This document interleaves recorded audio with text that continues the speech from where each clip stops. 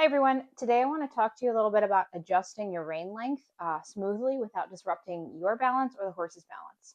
And I have horsehair Makate reins today because this is a common thing in a lot of Western riders. And I remember learning this and having to unlearn it, and it was very difficult. But I have a loop in my reins, and you can just imagine that these are connected, but they are untied and just kind of attached to this chair in front of me.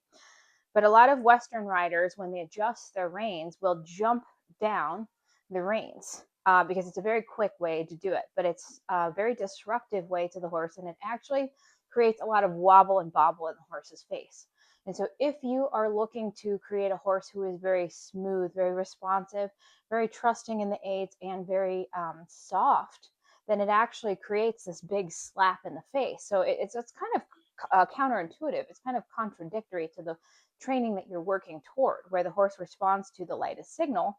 But then this is supposed to just mean nothing, right? This is a big action. And it also disrupts your seat a lot. It disrupts a lot of things for the horse. So it's not really the smoothest or really the most respectful way to get down your reins. And so when you are holding your reins and you want to shorten them, the smoothest way to do that is to slide. And if you need to lengthen them, to slide back out. Okay. And that takes some practice. And if you have the habit of jumping, it can actually be a little bit difficult to rewire that. But like any habit, it depends on how much you want to change and how much attention you give it. Any habit can be changed. You just have to give it the attention. You have to really try not to be just go into your norm. You have to really think before you do stuff, and it can take a million repetitions. So don't despair if it's hard for you to change, because habits can be very, very hard to change. But if you're holding your reins and you want to shorten them, you can do one of two things, or either one that works for you. Put both reins together in one hand and slide one. Put both reins together in the other hand. Slide the other if you've got a loop. If you've got a loop, then you slide within the loop. Okay? You've got your coil. And then to slide out, you can just let them out, but be careful not to pull backward on the horse. The other way to do it is to simply walk down. That's a little bit less smooth, but it's also an effective way. So when you're working on shortening or lengthening your reins, I want you to think about the feel you're providing the horse and how it affects your seat. Because ideally, let's say you're walking with your hips or you're trotting with your hips. If you jump down the reins, it creates this really disruptive, sudden break in your seat's ability to guide the horse. And the horse can learn to tolerate it. But what is going to happen is there's going to be times when the horse tunes your hand and seat out, because it's like, wow, what does that mean?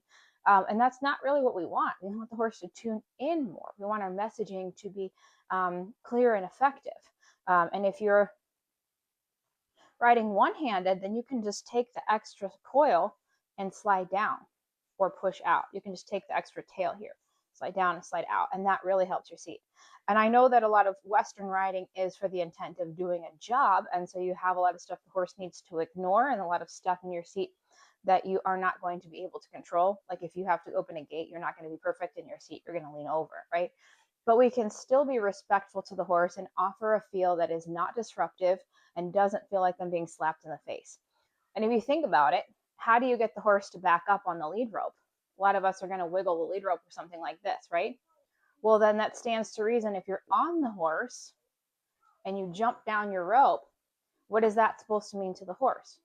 So if we think logically about how we are connecting these aids that we use on the ground and under saddle, they really should be the same. They should be congruent. And if we want a really responsive, really fluid moving horse, one that's really trusting in the aids, then it's imperative that we provide guidance that can make sense to the horse.